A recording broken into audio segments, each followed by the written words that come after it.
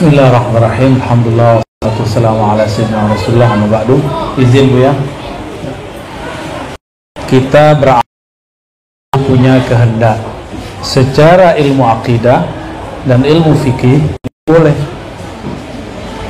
Tapi secara ilmu hakikat itu kurang. Berarti kita menyembahnya karena ada mau. Seandainya tiada mau, ya, kenapa sholawat? Supaya sembuh. Jadi kalau nggak mau sembuh nggak sholawat. Kenapa berzikir? Supaya hati tenang. Nggak tenang, zikirnya ditinggal. Ya. Nah, jika itu yang terjadi, maka orang ini belum masuk kepada bab ridho.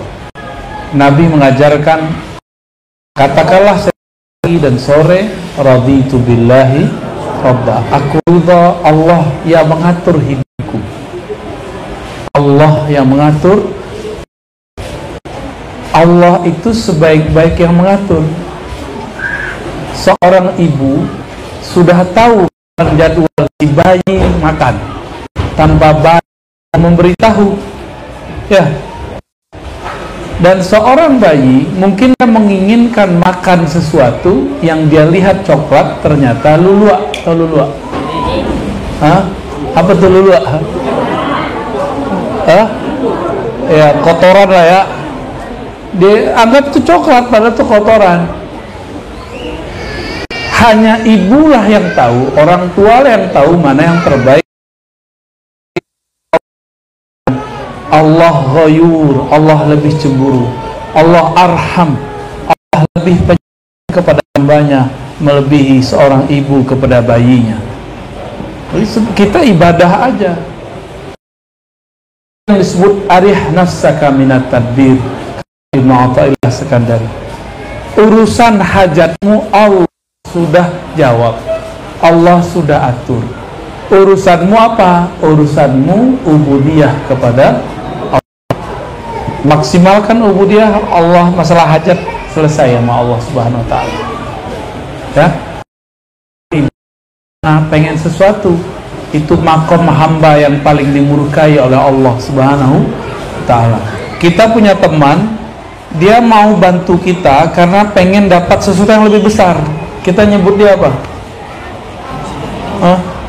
Penjilat. Allah tidak suka dengan hamba penjilat. Tapi dikasih nggak? Dikasih. Hamba penjilat itu dikasih, tapi tidak dikasih. Dikasih tapi tidak dikasih. Beri tapi tidak dicintai. Pilih mana? Jadi Allah itu nggak suka dengar seorang hamba itu bersuuzon kepadanya. Makanya cepat Allah berikan jawabannya. Padahal kalau seorang hamba kekasih Allah itu ditahan-tahan oleh Allah Subhanahu wa ta'ala, ya. Tunggu dong. Itu jawabannya. Wallahu a'lam bis-shawab. Pertanyaan selanjutnya Bu ya.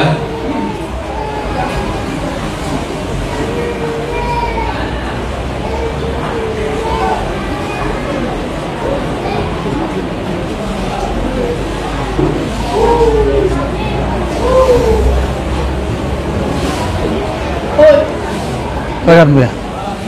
Ganti baju, angin tadi. Ano? Bapak lu. Ini pernah syuting tuh, apa tuh? Yang beda syuting naman. Ya, ya. Assalamualaikum warahmatullahi wabarakatuh. Waalaikumsalam warahmatullahi wabarakatuh. Ustaz, semoga Ustaz sehat selalu dan dilindungi Allah Subhanahu wa ta'ala. Amin. Juga doakan kami semua. Satu, bahwa cara mengontrol emosi di zaman ini. Emosi dulu sekarang sama.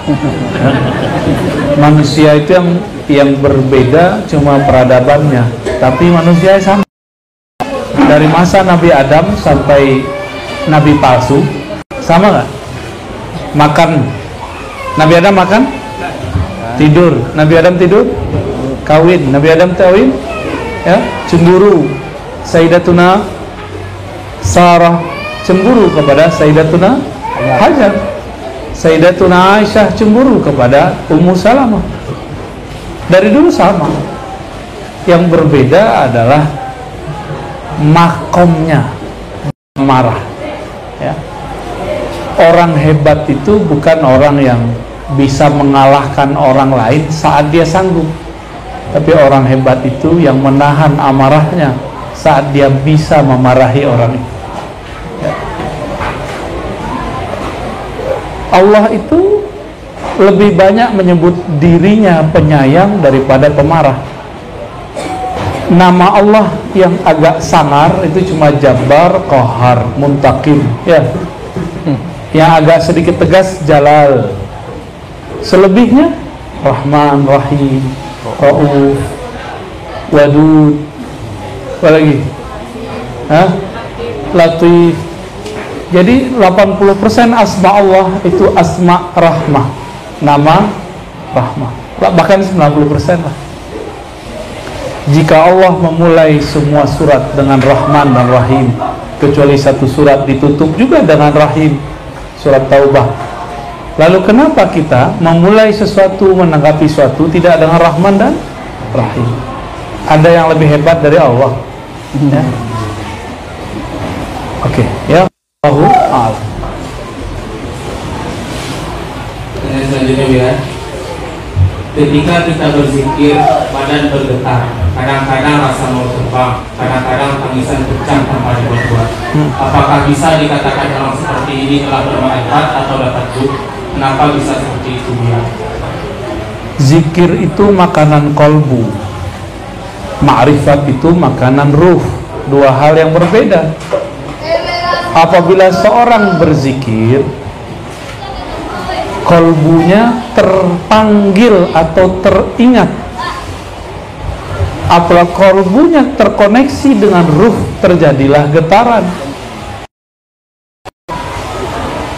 Jika getaran itu terjadi pada anginnya lebih kuat, maka dia melayang.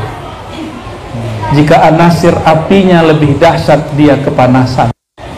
Jika anasir airnya lebih dominan, maka dia kedinginan. Jika anasir tanahnya lebih kuat, dia akan merasa kayak berat dan jatuh. Tapi satu hal yang tidak bisa berubah, ala bidzikrillah tatma'innul. Jadi tidak penting tubuh melayang, badan dingin dan panas. Yang penting adalah kolbunya tenang. Kenapa kolbu tenang? Anak kete dia gih mainannya, tenang gak? Mainan kolbu cuma satu, bizikrillah, dengan menyebut-nyebut nama. Maka buatlah kolbu kita senang, sebutlah namanya, berikanlah makanan dan mainannya, ya. Talqin dari gurunya, ambillah latihan suluk daripada mursyidnya, insya Allah kolbu jadi tenang. Tapi ma'rifat berbeda. Ma'rifat ada pada ruh. Maka pas ahli ma'rifat lebih afdal dari 70.000 zikir ahli kolbu. Satu getaran ahli kolbu lebih afdal daripada 70.000 kali orang sholat. Terus, ya. Begitulah Allah membuat tingkatan-tingkatan. Kolbu itu ada tingkatan-tingkatannya. Ada kolbu nafs jiwa, itu yang dipelajari dalam latifah kolbiyah. Latifah yang 7, ada 7 titik rohani, 7 titik. Ada kolbu, itu kolbu nafsiyah. Ada kolbunya kulub, namanya fuad. Ada kolbunya ruh, namanya sir. Di dalam sir itulah ma'rifat, mengenal Allah. Jadi orang zikir belum tentu ma'rifat, tapi orang pasti zikir. Orang ma'rifat itu musyahadah, langsung memandang. Allah kan tidak jauh. Allah jauh nggak? Allah dekat.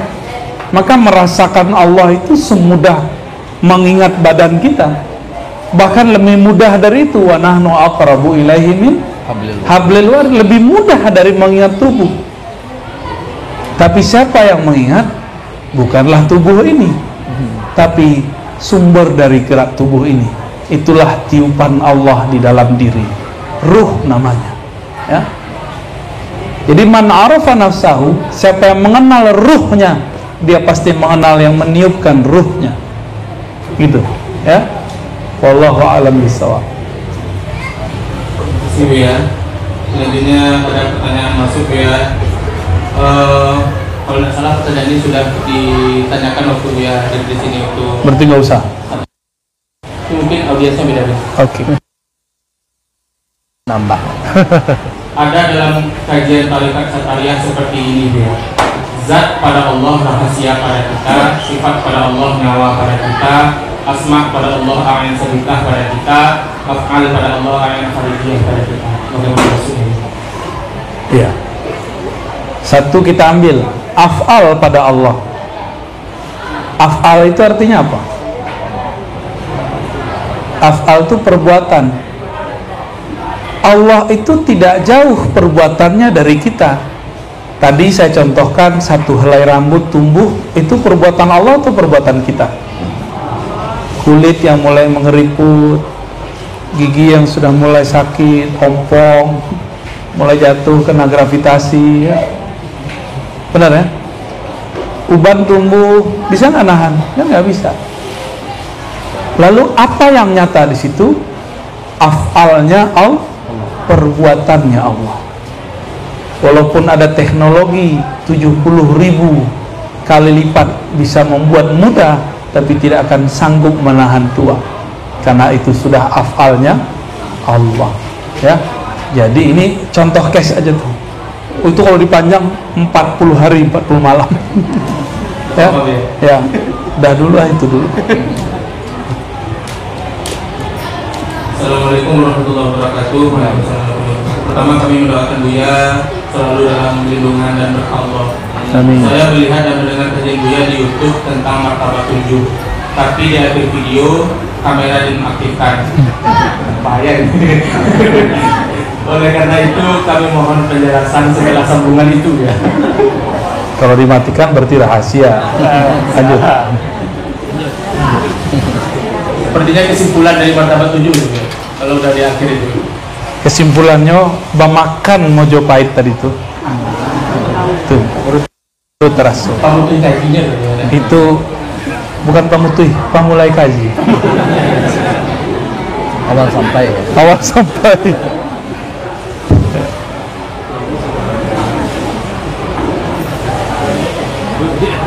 Lanjut.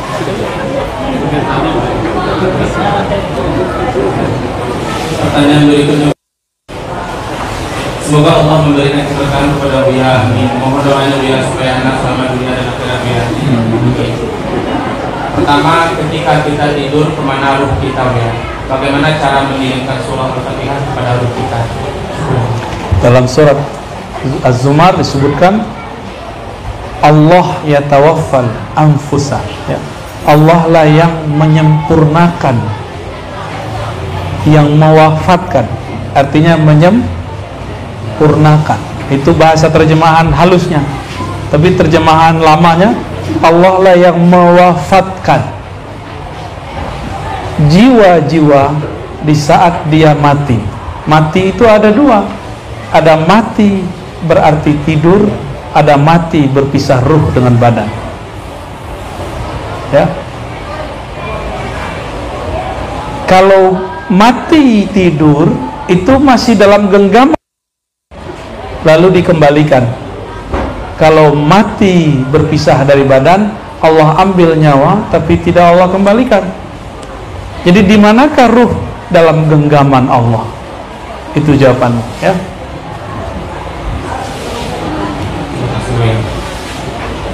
Selanjutnya ya, bagaimana cara mengetahui nama rohani kita? Apakah bacaan surat dapat sampai jika kita tidak mengetahui nama rohaninya? Dan jika kita tidak tahu nama roh kita, apa bisa kita bertemu dengan ibu rohani yaitu Roh Muhammad? Yang tahu nama rohani hanyalah pewaris mutlak rohani yang disebut wali kutub al-ghauth. bukan kutub saja, tapi ada Al-Ghaus. Al-Ghaus itu artinya raja para wali. Jadi kutub di kutub itu Abdal, Autad. Lalu di atas mereka disebut dengan Al-Ghaus. Mereka lah tajalli mutlak zat Allah, dan mereka lah yang punya hak mengetahui dan memberi nama ruh. Di luar itu cuma nama tarekat. Gelar mursyid kepada murid itu boleh, tapi itu cuma sampai di kertas ijazah, tidak sampai di bawah mati. Ya, prosedurnya panjang nanti. Oh, diberi mursyid, mursyidmu sanatnya mana? Ntar dipanjangin. Ya. Tapi kalau langsung dari Al-Ghaus, oh nama dari Al-Ghaus, langsung dikasih jalan. Ya. Jadi nama ruh itu boleh disebut nama syafaat. Nama apa? Ya. Atau boleh disebut nama kelahiran ruh. Ya. Kalau kita biasanya akikahkan, diakikahkan secara fikih. Tapi dalam ilmu fikih kan tidak ada nama ruh. Sebab itu bukan bagian fikih. Itu bagian dari ilmu hakikat. Kalau dapat rezeki ya bersyukurlah kalau dapat nama ruh. Ya. Berakikahlah sendiri. Ya. Lebih syukur, lebih luhur ya. Jadi bagaimana cara tahunya? Harus kenal dengan Al-Ghaus atau punya koneksi dengan orang yang kenal dengan Al-Ghaus, baru bisa dapat nama ruh. Masalahnya Al-Ghaus ini nyamar jadi orang yang paling tidak disangka dia ada seorang wali. Dia nggak ada pakai kayak kita ini, nggak, jarang. Antum nggak percaya kalau dia Al-Ghaus? Malamatiyah, ini Sayyid Malamatiyah, penghulunya Malamatiyah.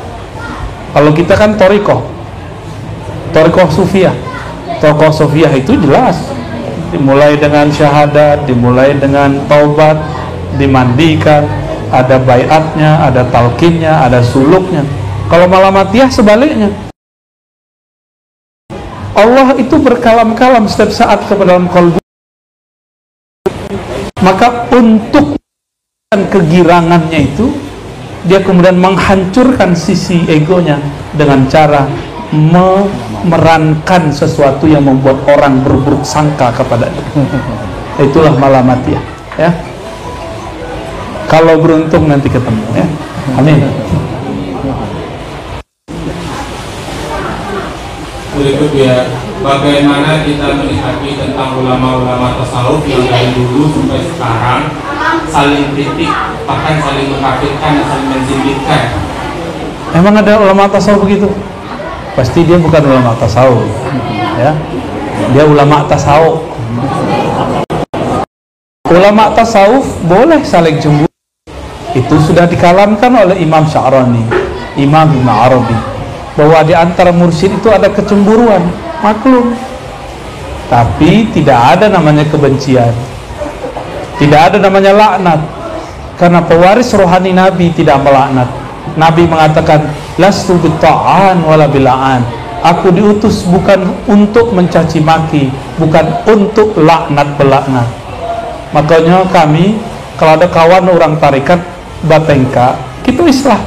Masa orang tarekat begitu, ya? Batal ente orang tarekat. Oh, dia ngaku-ngaku wali, ya sudah, pengakuan dia, terserah dia. Kamu gak percaya, gak usah dihujat. Dia ngaku mursyid, ya dia kan punya mursyid. Kalau dia punya bukti, ente hasad, berarti ente bukan orang tarekat, gitu. Jadi orang-orang yang hasad ini, dia baru belajar tarekat, bertarekat walaupun gelarnya dan ijazahnya banyak, ya. Karena kemursidan itu bukan lembaran kertas, walaupun zahirnya harus ditulis, ya. Zahirnya memang harus di SIM, surat izin, ya. Tapi batinnya nggak perlu, cukup kepercayaan dari guru. Karena zaman sudah canggih, jadi orang bertanya mana sanatnya, ya kita buatlah sanatnya, ya. Nanti di akhir kita akan ganti-ganti sanat, insya Allah, biar orang-orang melihat bahwa torikot dengan torikot, guru dengan guru, itu tidak ada masalah sesama mereka, malah mereka bersaudara, saling berbagi, ya. Nggak ada istilah saya guru, saya yang boleh menyusahkan yang nggak boleh. Ya, siapa yang bisa nggak jamin umat tuh selamat akhir kiamat? Ya, kalau nggak, udahlah ya, bareng-bareng aja berusaha, ya berjuang bersama-sama. Ya, nggak ada namanya ulama tasawuf saling mengkafirkan, nggak ada. Mungkin dia ahli fikih, ahli akidah, gagal bertasawuf, lalu mengkafirkan sesama ulama tarekat. Ya, lanjut. Mau minum dulu. Hah? Mau minum dulu. Udah, ini bukan minuman saya ini. Ya, lanjut. Lanjut ya. Assalamualaikum Bu ya. Waalaikumsalam. Apabila seorang hamba telah mengerti tentang hakikat Allah, tetapi amal perbuatan masih saja yang dilarang Allah, apa yang salah itu Bu ya? Dari diri si hamba yang sekedar paham, tetapi tidak efek kepada diri tersebut. Udah belajar zikir kok masih maksiat gitu kali ya. Sudah bertarekat kok masih maksiat. Emang begitulah kita. Tidak ada jaminan orang bertarekat tidak maksiat. Ada jaminan kalau bertarekat akan semakin merasa banyak maksiat. Jadi maksiat itu rasa. Maka Allah mengatakan dalam hadis qudsi, wahai manusia, jika engkau tidak merasa berdosa, la ataitu, aku akan datangkan kauman, ya, yaznibun fa'aghfir lahum, yang mereka berdosa, merasa berdosa, lalu aku ampuni mereka. Jadi Allah itu suka dengan hamba yang merasa berdosa, dan Allah benci kepada hamba yang sok suci, apalagi ngadu-ngadu, ya, datang ke mursyid ini jelekin mursyid yang itu, datang ke mursyid itu jelekin mursyid. Banyak kawan kita, ya Bu ya, boleh korban nih, korban begituin orang, banyak begitu, ya, nggak usah lah. Tapi memang godaannya semakin kuat. Nah, lebih dari 80.000 tahun berzikir di langit, maka semua zikir para mursyid dia bisa. Yang dia tidak bisa cuma satu, ma'rifat aulia, yaitu memandang dan dipandang oleh Allah Subhanahu wa ta'ala. Itu yang bisa iblis. Mursyid yang begitu yang bisa jadi wali, mursyid begitu yang bisa membawa kita pulang kepada Allah Subhanahu wa ta'ala, ya. Kalau enggak ya mursyid biasa aja, ya. Mursyid biasa lumayan, yang penting bisa lah, ya. Kayak kita ini kan nggak jelas itu. Tapi kita semangat yang besar. Allah pun berikan kompensasi besar. Amal sedikit, ma'rifat diberikan banyak. Ini akhir zaman. Ini akhir zaman. Ya, antum untuk bisa paham tadi, itu riyadhahnya 12 tahun. Saya 12 tahun mencari itu. Ya. Itu 12 tahun. Cuma dengan ketemu sehari ini, sejam 2 jam langsung bisa paham, ya. Ain sabitah, ain kharijiyah, ya. Alam ini zil, Allah itu pemilik zil. Asik nggak? Ya? Rukhsah. Ya, lanjut. Apa kiat yang harus dilakukan supaya dekat dengan Allah? Allah itu sangat dekat. Yang perlu dilakukan hanyalah sadar bahwa diri ini adalah pancaran atau pantulan dari nama, sifat, af'al dan zatnya. Ada pertanyaan yang tadi, mengerti ilmu ini, nanti dia bisa mengerti dia itu yang mana. Tubuh ini af'al Allah, qalbu ini asma Allah, ruh, nyawa kita tembusan Allah, gitu, ya. Assalamualaikum Bu ya, berdasarkan penjelasan Bu ya, Allah sudah tahu apa yang kita butuhkan. Kalau begitu, apa tidak perlu kita berdoa? Luruh, apa istilahnya? Luri tabuang. Hah? Luri tabuang. Luruh tabuang, luruh ele dong.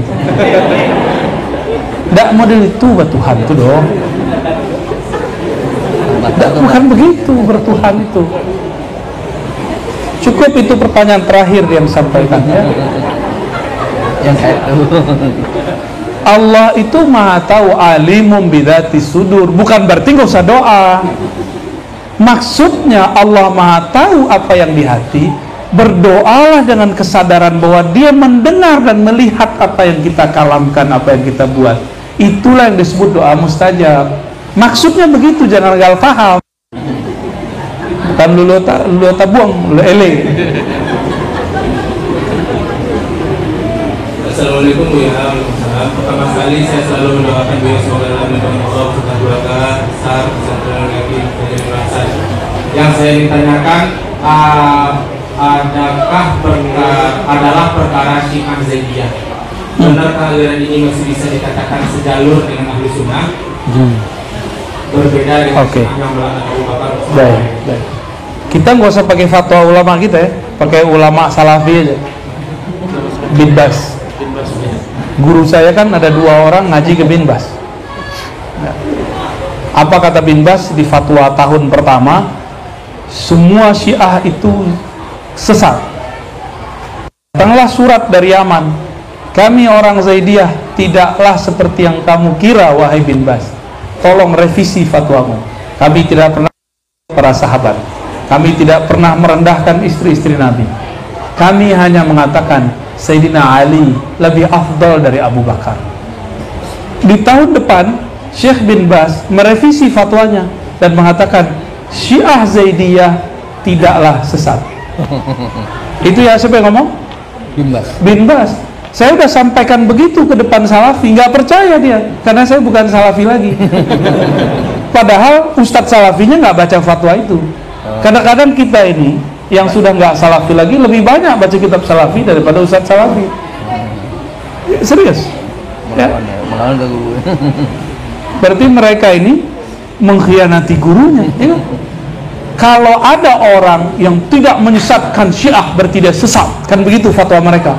Selamat, Anda sedang menyesatkan Bin Bas ya, batallah mereka itu. Jadi kita nggak usah pakai imam kita ya? Imam mereka aja ya.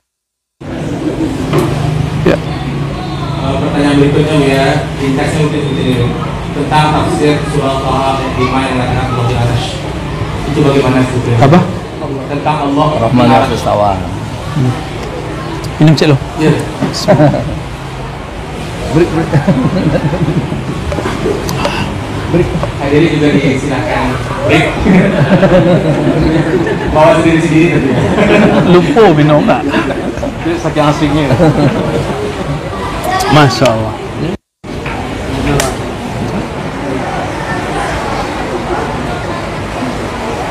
Apa pertanyaannya? Ar-Rahman Ar-Rahman. Itulah satu-satunya ayat yang menyebutkan istawa, di depannya ada Rahman.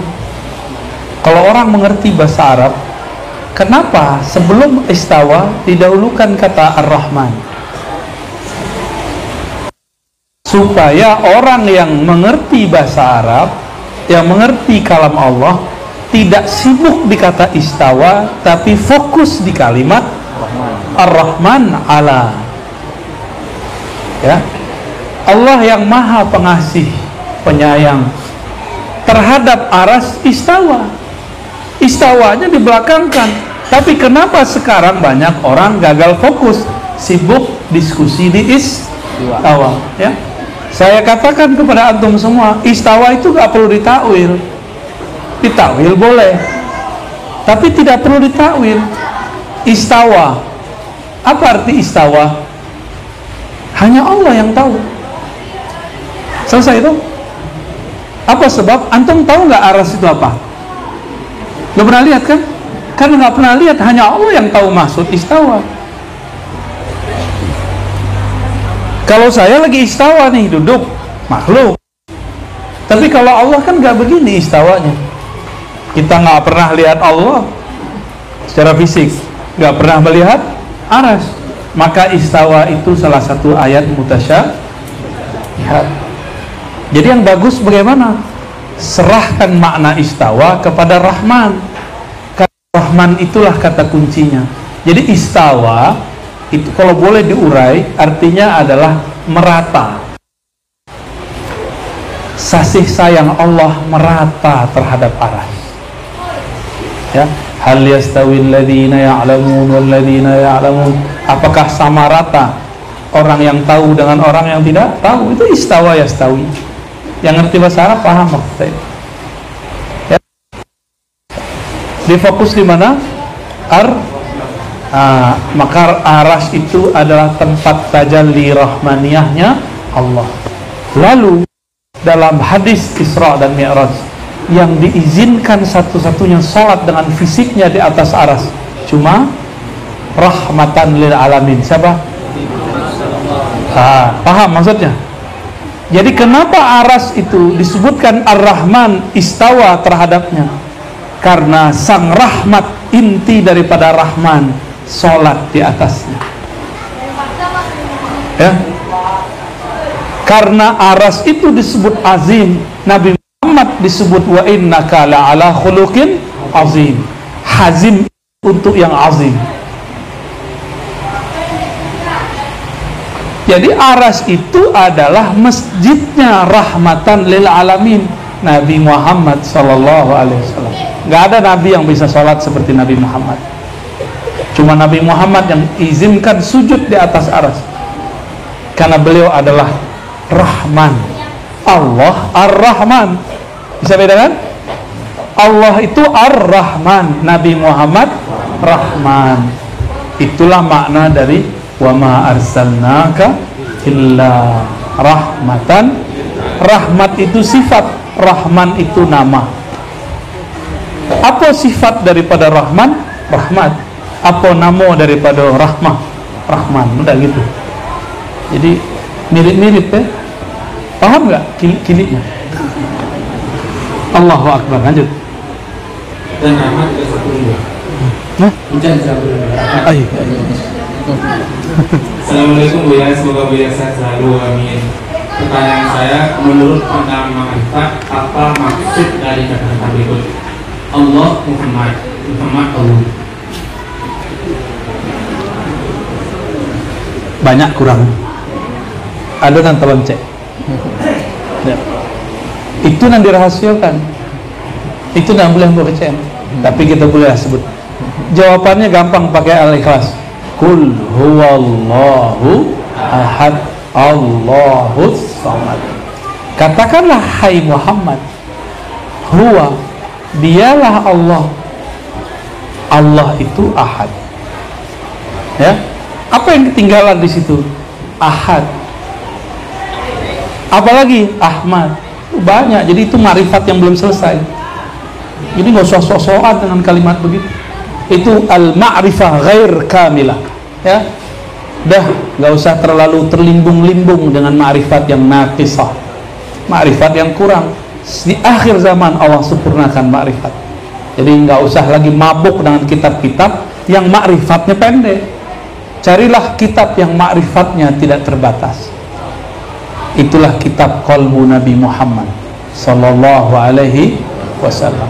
Jadi banyaknya kitab itu belum sempurna, karena yang nulis manusia. Mungkin di masa hidupnya beliau baru dapat ma'rifat segitu.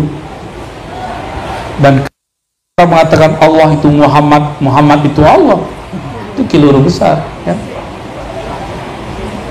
Keliru besar. Ada loncatan-loncatan itu. Makanya ada Ahad, Ahmad, barumu. Itu rahasianya panjang itu. Namanya Haikalul Ma'arif, peta ma'rifatullah. Yang faham itu wusul kepada Allah. Ya. Aduh leh. Habis. Tambah. Alah ya. Lanjut. Ya. Assalamualaikum warahmatullahi wabarakatuh. Ya. Tulisan untuk ambut ya? Tulisan untuk atau keluarga terdekat sering ada masalah atau bermusuhan. Apakah yang kurang dari orang tersebut? Apakah maksud Allah dibalik masalah tersebut? Apakah karena kurang zikir? Gak ada urusan zikir sama masalah keluarga ya. Ada orang zikir, tamu datang, lebih afdal menghormati tamu atau zikir? Zikir untuk pribadi, menghormati tamu, mengalahkan pribadi untuk orang lain. Itu zikir lebih tinggi. Ya. Jadi nggak ada urusan orang ahli zikir keluarganya beres, nggak ada urusan. Yang keluarganya beres itu bukan ahli zikir, tapi orang-orang la'allakum tatafakkarun, gitu kan dalam surat Ar-Rum. Wa min ayatihi an khalaqalakum min anfusikum azwajan litaskunu ilaiha. Terus wa ja'ala bainakum mawaddatan wa rahmah inna fi dzalika laayatil liqaumin yatafakkarun. Jadi hanya orang waras lah, orang yang berfikir lah yang bisa mengalahkan konflik di keluarga. Ngalah itu bisa nggak ngalah? Tapi kalau ahli zikir gini, kamu nih kurang ajar, tahu nggak saya ahli zikir? Nanti saya bilang kun jadi monyet. Nggak begitu ahli zikir. Justru ahli zikir tuh ngalah. Salamatus sadar. Ya, maklum dua kepala isinya berbeda. Ya, mungkin nggak mursyid tarekat cerai, mungkin bukan satu dua. Udah banyak mursyid tarekat cerai karena zikirnya lebih banyak daripada fikirnya. Ya, fikir, pakai fikir. Tapi kalau menikah menyiksa diri, orang berpikir akan memisahkan diri. Oh, berarti nggak cocok, sudah bisa dulu. Jadi dalam Thariqat Syaziliyah yang kamu ambil ada namanya Sayyidi Syekh Ahmad Al-Mustafa. Ya, beliau ini Al-Alawi, ya, Ahmad Mustafa Al-Alawi, pernah bercerai karena nggak cocok dengan istrinya. Beliau ngalah, ya sudah, daripada bertengkar saling sakit menyakiti, mereka pisah. Itu terjadi dan itu bukan aib. Jadi cerai itu menggetarkan aras, tapi kadang-kadang cerai itu jadi wajib kalau saling menyakiti, gitu ya.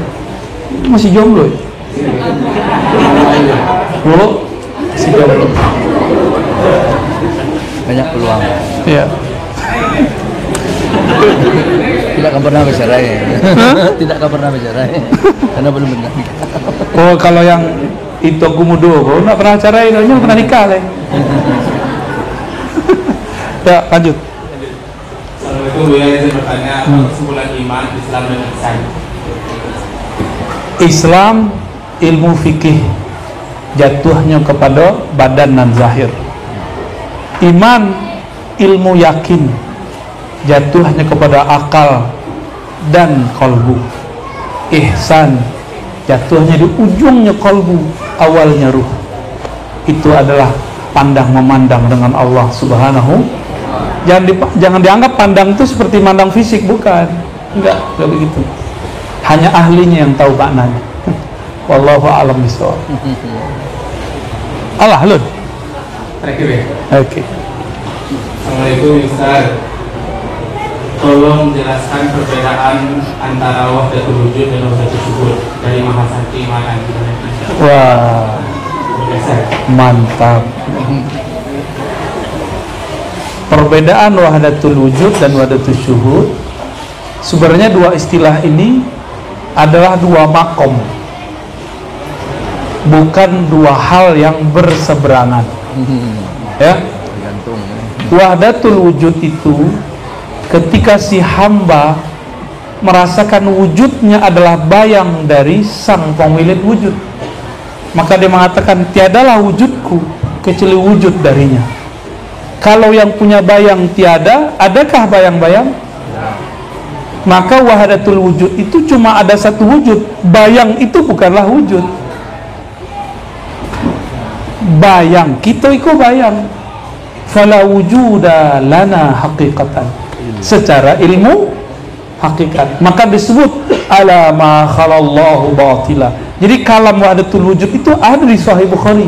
Ketahuilah segala sesuatu selain Allah itu batil. Itu kalam Nabi sendiri menirukan Labid. Itulah dalil wahdatul wujud yang sahih, yang dikalamkan oleh Sidi Syekh Al-Qurani, diulang oleh Syekh Abdul Rauf As-Sinkiri, diulang oleh beliau, lalu ditakrir kembali oleh Maulana Al-Imam Al-Arif Billah Abdul Ghani An-Nablisi yang mempunyai semua tarekat di zamannya. Ya, Abdul Ghani An-Nablisi. Beliau mensyarah semua tarekat. Saking banyak tarekatnya orang bingung Abdul Ghani ini tarekatnya apa. Semua tarekat itulah tarekatnya. Kalau wahdatus syuhud itu adalah al-ihsan an ta'budallah ka'annaka tarah. Engkau hanya memandangnya, dengannya, di dalamnya, di luarnya, kepadanya, darinya. Nah, itu pusing kan? Allah itu la tudrikul absar, tidak dapat dicapai oleh pandangan manapun. Maka saat disebut engkau beribadah seakan memandangnya, siapakah yang memandang saat engkau memandangnya? Jawablah surah. Panik lah surah. Ada tuh. Tentang internet oleh. Wallahu muhitun bi hayati bi ilmi bi qudrati bi iradati bi sam'i bi basari bi kalami bi dzati dan wallahu muhitun bil alamin. Apa maksudnya? Beda itu ya. Jangan disamakan Allah muhit. Muhit itu meliputi. Ada yang meliputi dengan zat, itu paling tinggi. Ada yang meliputi dengan sifat, ada yang meliputi dengan fi'il, ada yang meliputi dengan asma. Nah, dirapikan ya, kita rapikan. Zat Allah meliputi semua ruh. Sifat Allah meliputi semua nyawa. Asma Allah meliputi semua kalbu. Af'al Allah meliputi semua makhluk. Putih kan ya? Dan alaminnya terakhir. Ya itu dia. Kan semua makhluk. Semua makhluk. Ya Alun? Hai. Ayo, ayo. Jadilah. Karena waktu masih ada, maka kamu persilahkan. Kalau saya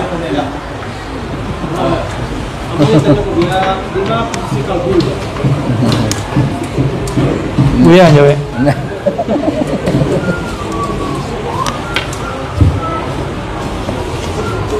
Lima kira-kira. Gelap. Karena akal itu butuh analog permisalan, maka ulama kita membagi-bagi. Ada namanya kolbu nafsiyah, berhubungan dengan jantung.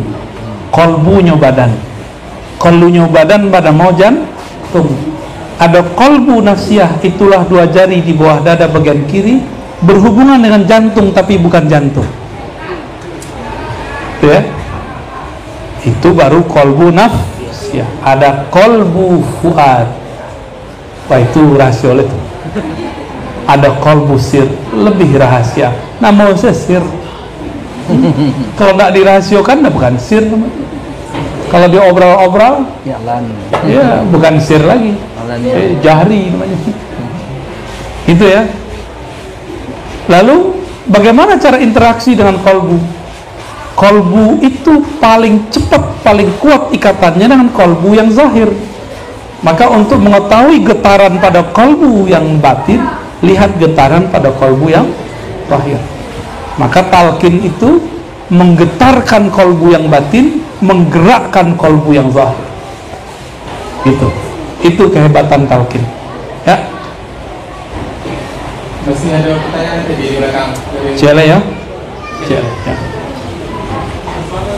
Iya, Zahir.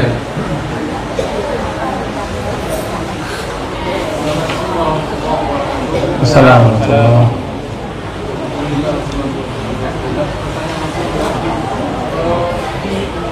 Di dalam kita juga menemukan kata-kata yang tadi disampaikan yaitu afdal wa afdal dan afdal wa afdal. Kemudian apakah kemudian dalam lama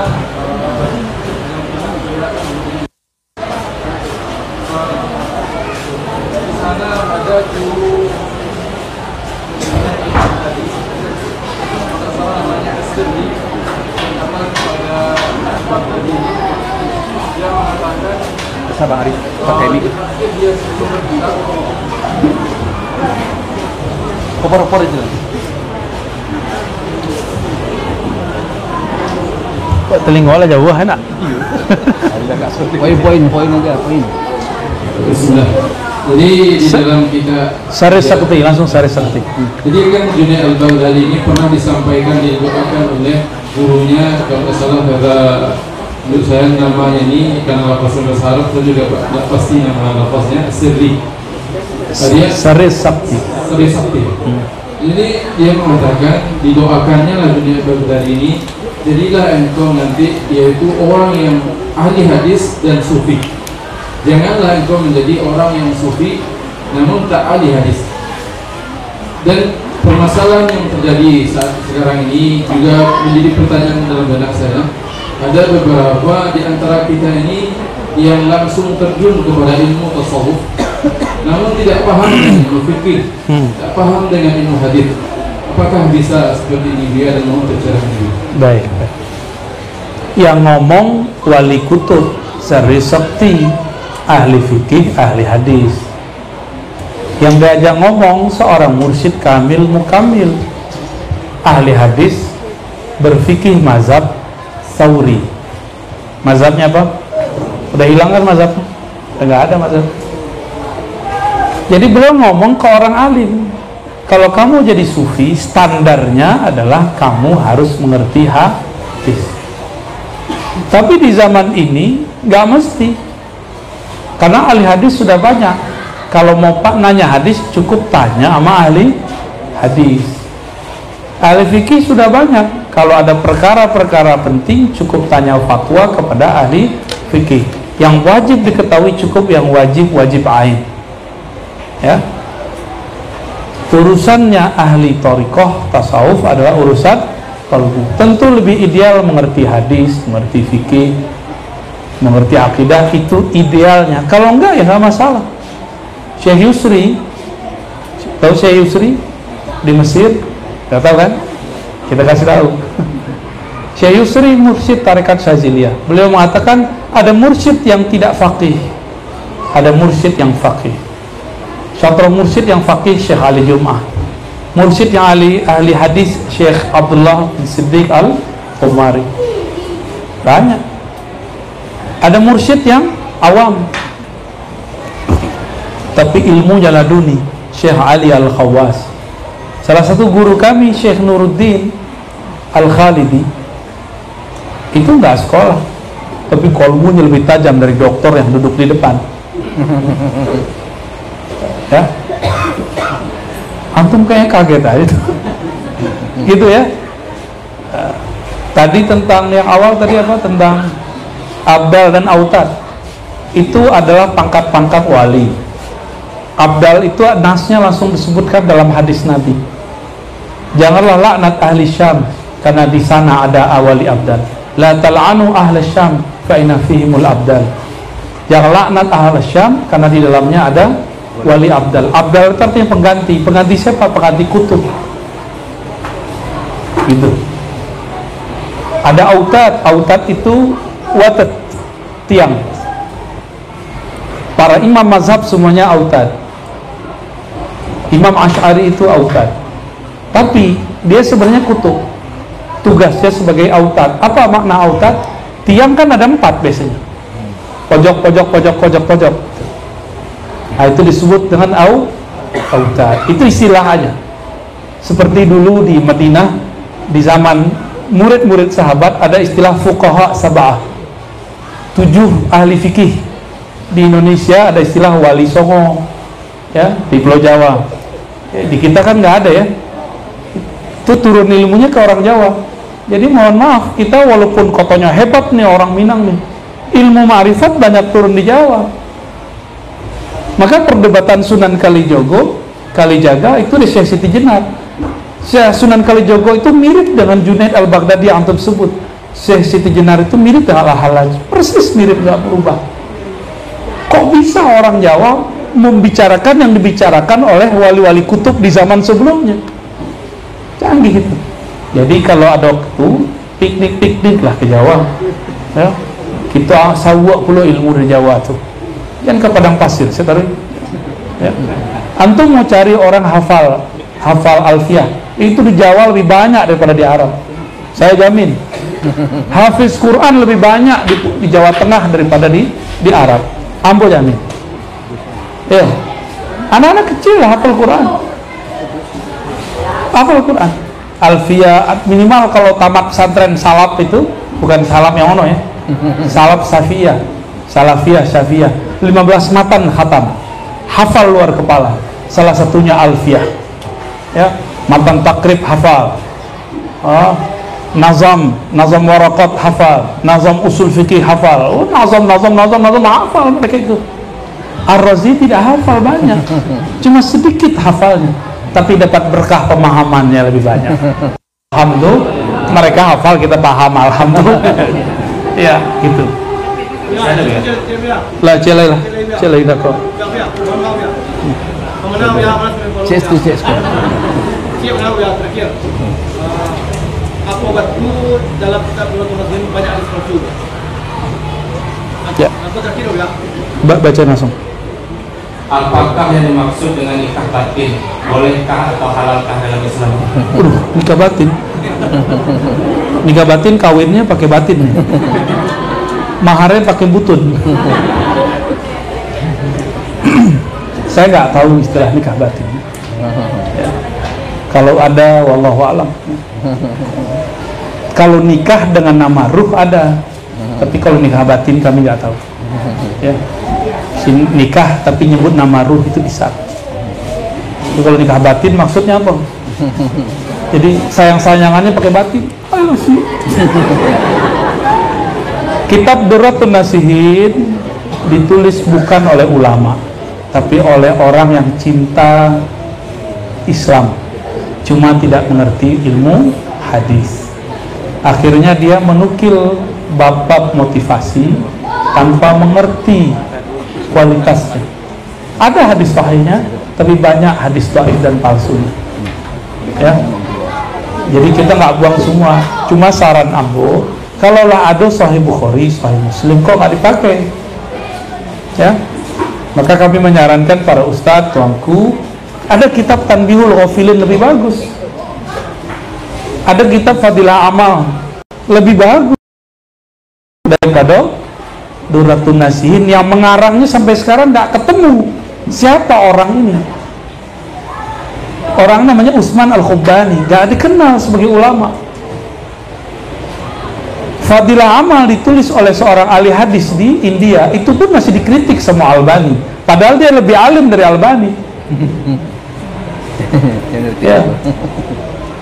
Lucu nggak tuh? Salah nambo para ustadz pakai kitab Fadilah Amal, ditulis oleh ahli hadis dari India, mengajar lama di Madinah. Setiap kali datang ke Madinah ngajar. Mekah dia ngajar.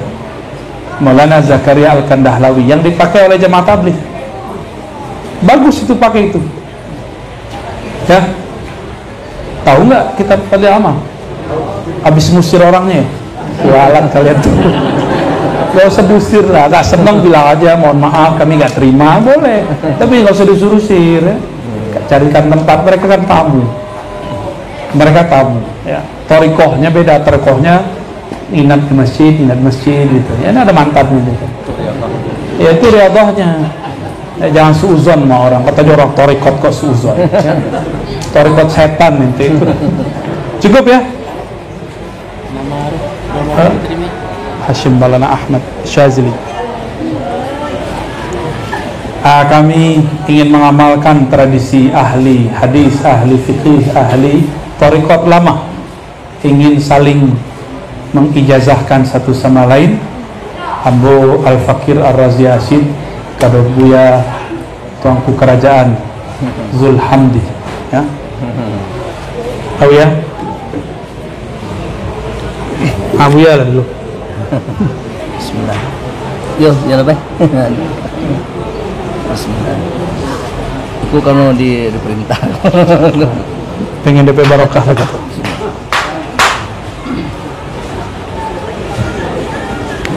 Baik. Kul ajastuka. Ajastuka. langsung ambil habasyir. Langsung saya. Kul. Aja sih. Saya jazakan rekat Syataria, sebelumnya jazakan agak oleh guruku, semoga bermanfaat. Qabil tuh, ambu tarima. Ustaz. Di Bali ya? Adik. Aku Al-Fakir Ar-Razi Hashim ijazahkan Buya Tengku Kerajaan Zulhamdi Bismihi Bismi Ruhihi Insan Kamil Tariqah Naqsyabandiyah Al-Khalidiyah Kama ajazani masyayikhi. Qabil tuh. Al-Fatihah. Ya kena Suratul Insan Allah